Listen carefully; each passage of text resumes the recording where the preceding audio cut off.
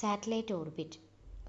Direct orbit എന്ന് പറഞ്ഞാൽ earth റൊട്ടേഷൻ്റെ same direction, that means west to east, inclination 0 to 90 degree.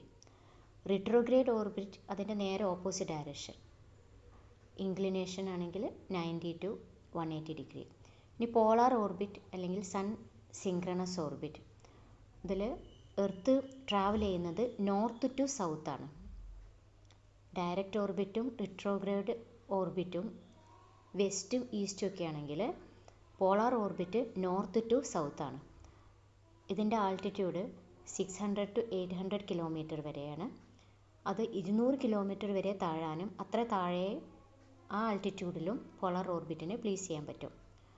Okay, ഇവിടെ ശ്രദ്ധിക്കാനുള്ളത് ഈ polar orbit synchronous with the സണ്ണാണ്. സണ്ണുമായിട്ടാണ് സിങ്ക്രണൈസ് ചെയ്തിരിക്കുന്നത്. സണ്ണിൻ്റെ മൂവ്മെൻറ്റിനനുസരിച്ചിട്ടാണ്. ഏറ്റവും ശ്രദ്ധിക്കാനൊരു പോയിൻ്റാണ് synchronous with the sun. Normally ഇത് ഉപയോഗിക്കുന്നത് ഇമേജിംഗ്, സ്പൈ ആൻഡ് വെതർ ഇത്ര ആവശ്യങ്ങൾക്കാണ്. PSLV എന്ന് കേട്ടിട്ടുണ്ടാവും. അത് പോളാർ സാറ്റലൈറ്റ് ലോഞ്ച് വെഹിക്കിൾ. സാറ്റലൈറ്റിനെ പോളാർ ഓർബിറ്റിലേക്ക് ലോഞ്ച് ചെയ്യുന്ന വെഹിക്കിളാണ് പോളാർ സാറ്റലൈറ്റ് ലോഞ്ച് വെഹിക്കിൾ.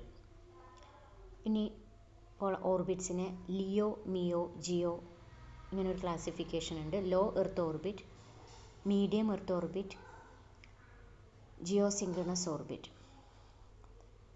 ഈ കേസിൽ ലിയോയിൽ വരുന്നതാണ് പോളാർ ഓർബിറ്റ് പറഞ്ഞത്. കേസിൽ വളരെ അടുത്താണ്, ലോ ഓർബിറ്റാണ് polar orbit. So polar orbit ലിയോൻ്റെ അണ്ടറിലാണ് വരിക.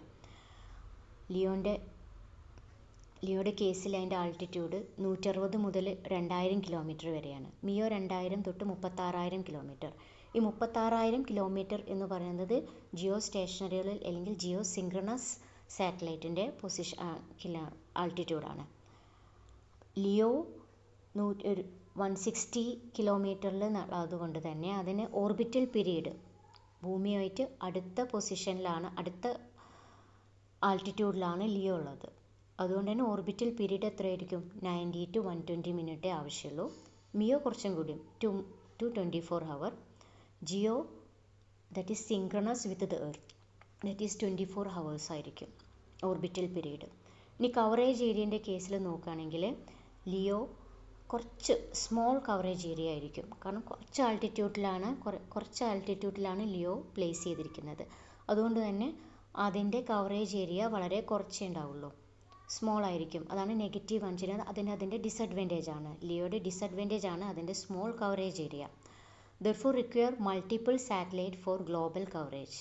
അതുകൊണ്ട് ഒരുപാട് സാറ്റലൈറ്റ് വേണം. ഗ്ലോബൽ കവറേജ് കിട്ടണമെങ്കിൽ